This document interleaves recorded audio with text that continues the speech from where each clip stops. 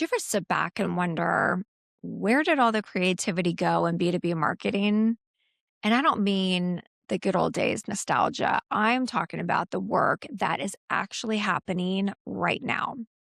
Because to me, a lot of B2B marketing today feels like one of those deja vu marketing meetings that we've all been in, where everybody nods in agreement, but nobody remembers why anything was exciting in the first place. You end up getting more templates than ideas, and you get more decks about frameworks than inspiration. And some days it feels like the life was just drained out of real creativity the moment that somebody said, we have to be on brand and we have to be on strategy and we can't offend anybody and we have to stay within these guardrails and we have to do 6 campaigns this quarter. My gosh, like that's where we are today. We're able to produce 1,000 pieces of content, but somehow we are rarely able to produce anything memorable. So let's talk about that today. How did B2B marketing become perfectly forgettable? Where's the creativity? And most importantly, how do we get it back? Welcome to Spark Sessions. This is the podcast for B2B marketers and marketing leaders who want less repetition and more insight and more creativity in their marketing. I'm Lori Tyler, and this is where we unpack the ideas that matter. So, today's episode, we are talking all about creativity in B2B marketing, why it's not where it needs to be, and what we can do to bring it back in a way that actually drives real business impact. So, let's start with a paradox. B2B brands have rarely had more channels and more ways to express creative ideas than they do right now. And yet, most of what's being produced, I think, looks painfully familiar. I see it everywhere. I see the same visual styles. I see the same verbs. I see the same blue box headlines. I see the same templated social carousels. It's driving me crazy. And there's been this subtle but persistent shift from telling stories that matter to producing content that just checks all the boxes. And you might say, well, that's because we're so busy and, we're expected to move so quickly. So, why does this matter? Well, it matters because creativity is not supposed to be a nice to have. It is supposed to be a differentiator for your organization. And it's not just about being interesting, it's about being memorable. It's about making something that cuts through and about creating signals that really sticks in your buyers' minds. But something happened, somewhere along the way. So I just want to unpack a few of the reasons why I think that shift occurred. And first, I think that B2B has become overly process driven. And you were talking to a girl who loves a good process. And I know saying that B2B being process driven, it sounds sort of counterintuitive because as marketers, we love to talk about the creativity as the fun part. It's the shiny part. It's the part that we all want to do. But what actually happened is that process became more important than purpose. And obviously, part of our job in B2B marketing is to protect the organization. We operate in regulated environments. We represent brands that carry real reputational and legal and financial risk. And so guardrails do matter. Process absolutely matters. Discipline matters. But let me say this. protection is not the same thing as prevention. And somewhere along the way, protection has turned into paralysis. We have built stages, gates, we build frameworks, we build templates, and we build approval layers. We love our approval layers, and we'll go through all of the compliance checks and the legal reviews. And, it goes on and on. And yes, every one of those layers, if we go back and look at it, we can point to it and we can say why it was added. And they were all added for good reasons and with good intention. And they were all added to reduce risk for the organization and to avoid missteps and to keep the organization safe. And that sounds smart. And in isolation, it is. And you do have to do it. The problem is what happens when risk reduction becomes the primary objective, because the natural outcome of extreme risk reduction is risk avoidance. And risk avoidance is the enemy of creativity. And creativity, it does require some level of risk. And I know the legal departments are going to hate me, but, yeah, real ideas always have some risk. They challenge assumptions, they push boundaries, and they ultimately introduce something unfamiliar.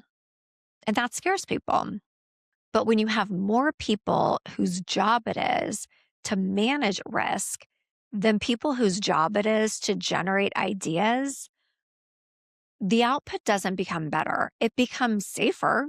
Sure, it definitely becomes safer, but it doesn't become better. And safer doesn't mean stronger. It usually just means quieter.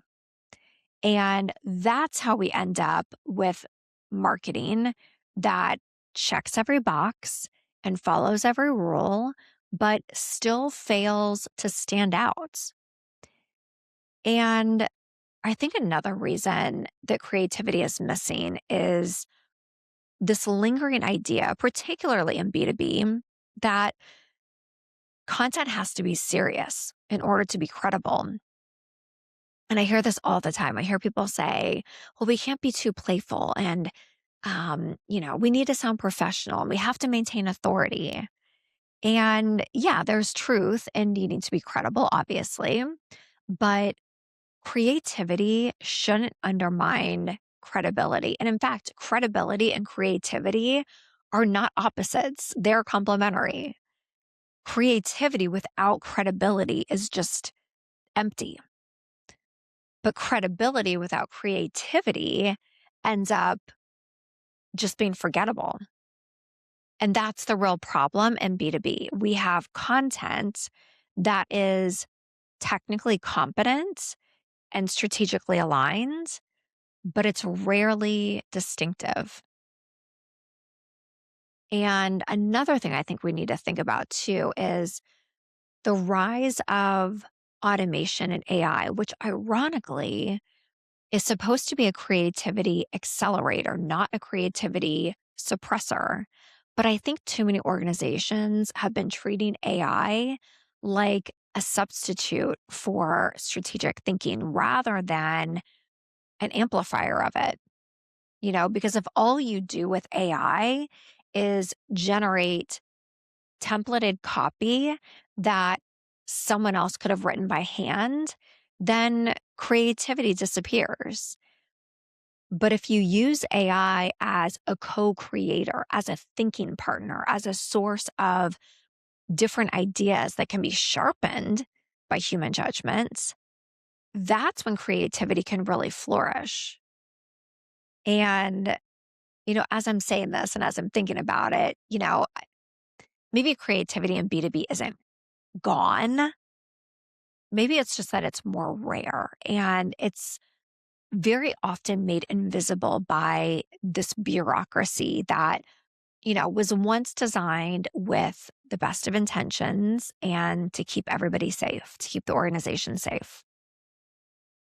But I think buyers, I think they know the difference. I think they notice unique perspectives. I think they notice when content feels like it was written by actual humans who see the world differently and not by robots who have just learned the average of everybody else's perspectives. And when that difference is present, engagement goes up and conversations start to become easier and recognition turns into preference and then brand really becomes a force.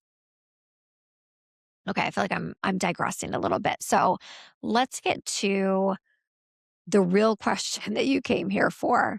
How do we get the creativity back in B2B in a way that actually drives business impact? So, one of the challenges I think is cultural, because, like we've talked about, most organizations are really structured around minimizing risk. And when the loudest voices in planning meetings are really focused on everything that could go wrong, you very rarely get the kinds of ideas that make people lean in and really listen. So, here's the first thing: we have to start creating spaces where ideas can be dangerous and safe at the same time. Dangerous meaning, you know, let people propose ideas that feel big and that feel bold and that feel original and, yeah, maybe a little bit risky. And safe meaning then you can structure those conversations so that they're judged on potential impact. But that, so you're not leading with defensiveness.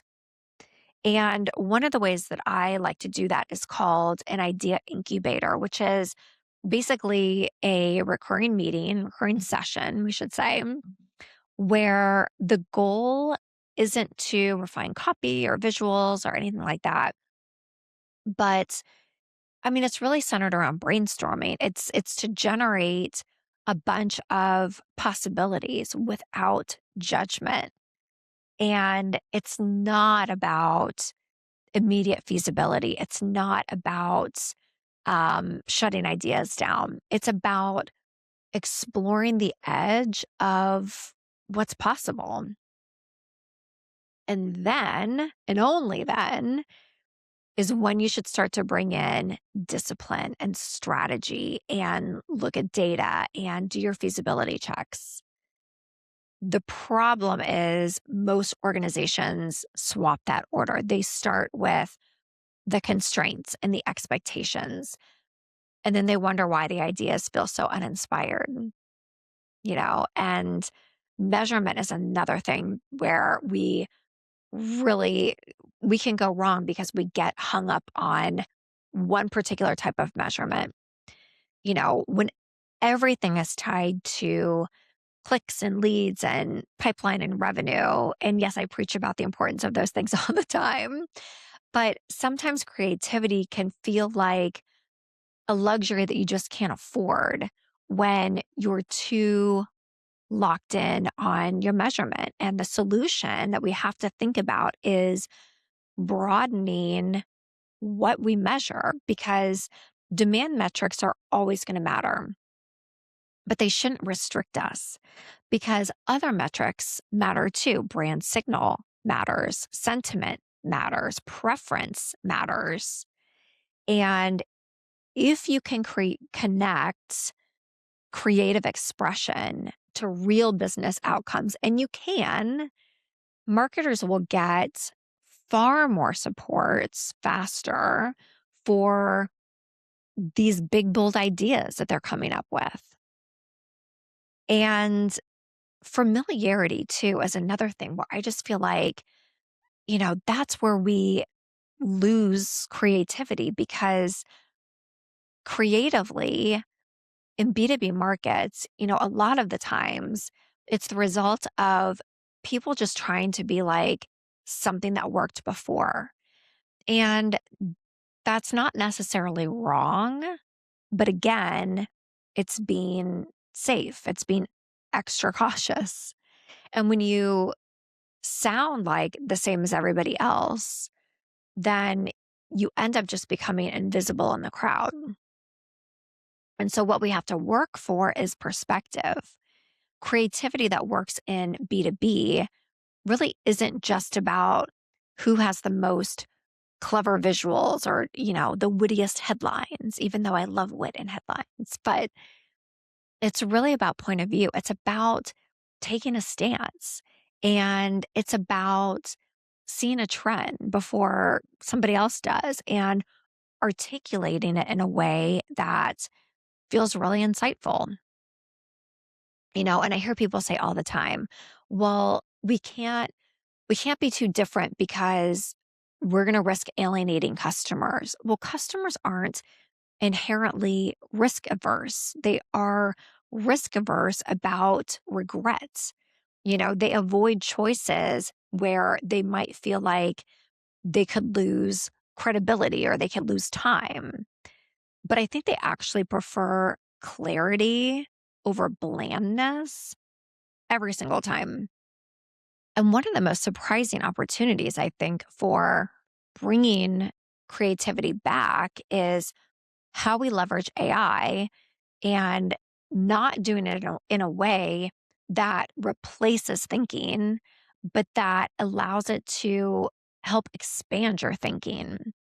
So, again, if you're treating AI as something that just automates output, you get more output that looks like everybody else's output.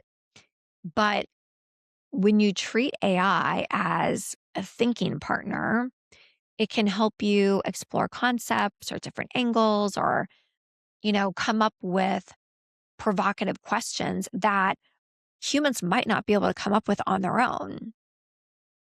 And people really often underestimate just how powerful that can be because creativity rarely comes from one brilliant spark. It usually comes from a bunch of different ideas. And I think good AI and using it well um, can help you spark more ideas.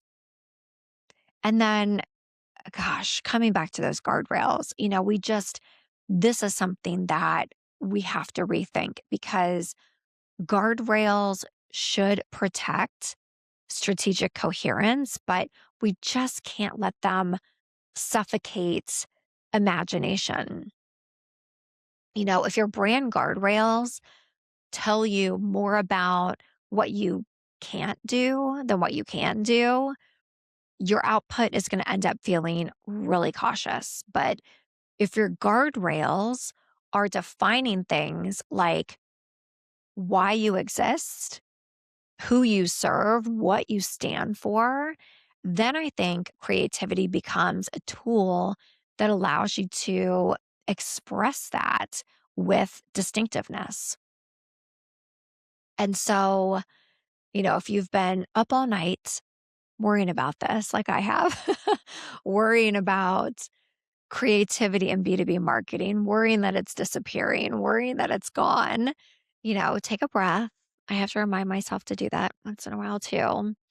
I don't think it's gone. I really don't. I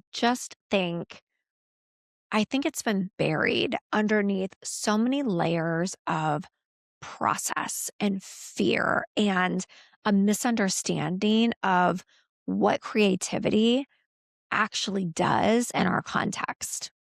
And creativity in B2B is not about wild ideas that have no purpose. It's about memorable ideas that have relevance and that have impact. And it's about acting with a real courage balanced with strategy. I don't think that the world wants or needs any more average content. It wants content that feels human. It wants content that feels thoughtful, that feels specific. And, content that just feels like someone has has lived it, has had that lived experience before it was written down. That's the kind of creativity that I think B2B buyers actually respond to. So let's get those creative juices flowing again. I hope this was helpful. I appreciate you listening. If you liked this episode, please consider giving it a review and also subscribe to my channel. In the meantime, this has been Spark Sessions. Thank you so much for listening.